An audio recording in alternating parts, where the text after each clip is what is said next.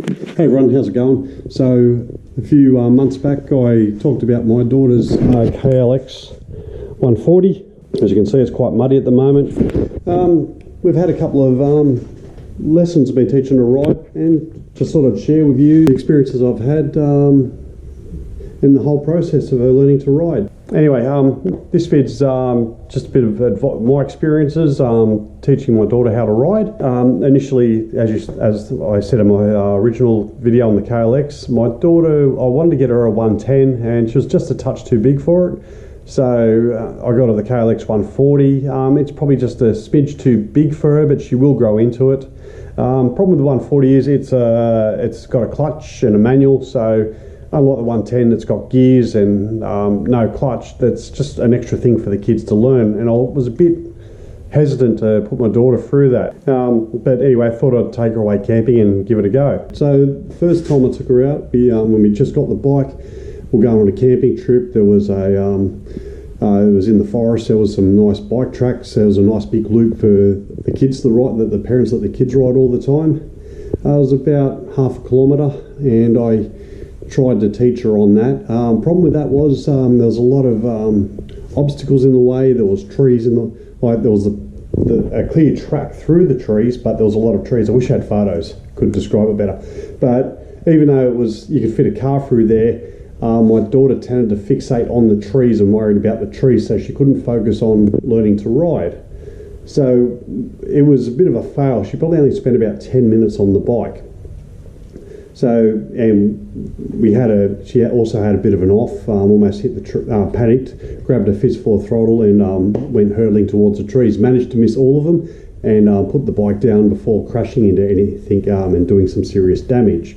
So recently I took her to a motorcycle track actually designed for trail bikes, and it's got quite a few tracks there. You got your novice tracks, there's a learner track. And it was, I found that far more useful. The learner track is just a round circuit. It just gave the opportunity. There was no trees, there was no distractions. She could just focus going around. So learning how to use the clutch and taking off. So I was getting to start and stop. And once she got familiar with the clutch, I just let her ride around for a bit and get a feel for the accelerator. And you can see in these vids, she's going around. She's getting more and more confident. And I thought that will do. That was the first day. We just, as I said, learning to take off, getting a feel for the accelerator. I wanted to use the brakes a bit more, but in first gear, the bike tended to stop quickly, and before she had a chance, the bike had already come to a stop. On the second day, the second time we went riding at this motocross track, I ended up joining, getting membership for the years, and by the third time, I've used the membership. It should have paid for itself, or we should break even, and then every time after that, I'll be saving money. It costs me $35 to go to the one I use is MacArthur Motocross Park. My daughter, on the second day, the second time we went, we decided to focus on changing into second, and because you changed into second, the bike's going to go a bit quicker and it's not going to stop as quickly. Second gear ratio is a bit lower, and it drives the bike a bit faster, so she's got to use the brake. And it gave her the opportunity to actually learn how to use her brakes, and she started doing that and getting very confident. So as she got more confident, I took her up to an actual track, which was rated for 100cc bikes and up to 150cc for 4-strokes. The first time she had a look at it, and she just wasn't keen on it. She didn't want to do it, and I was fine. I didn't want to push it. We went back and we just practiced more start, stop, changing gears and braking. And by the end of the second day, she wanted to attack the bigger track, and she had a go on it. And I told her not to go fast, just take her time going around it, and that's exactly what she did. And she came away feeling very confident. Now, this is just my experience and what happened for me. It could happen faster for some parents, it could happen slower.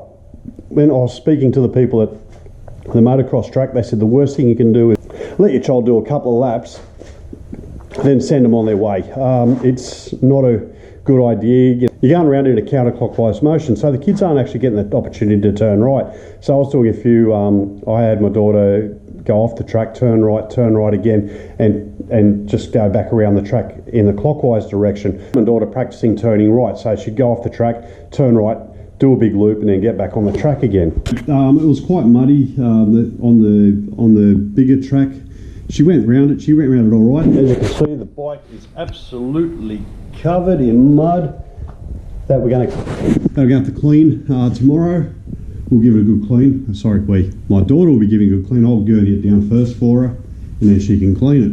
I found the staff at Macarthur Motocross Park very helpful. I was straight up with them. I said, look, she's never ridden before, and they were more than happy for her to go on the beginner's course. They don't want to go on the beginner's track and just tearing around it. It's not there to do practice laps, and even has signage saying that.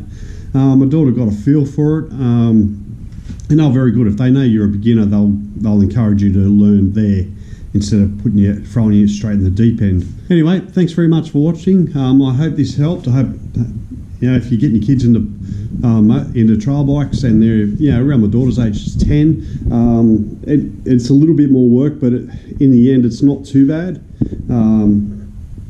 So if this video was useful, please give it a like and share, and I will see you on the next vid.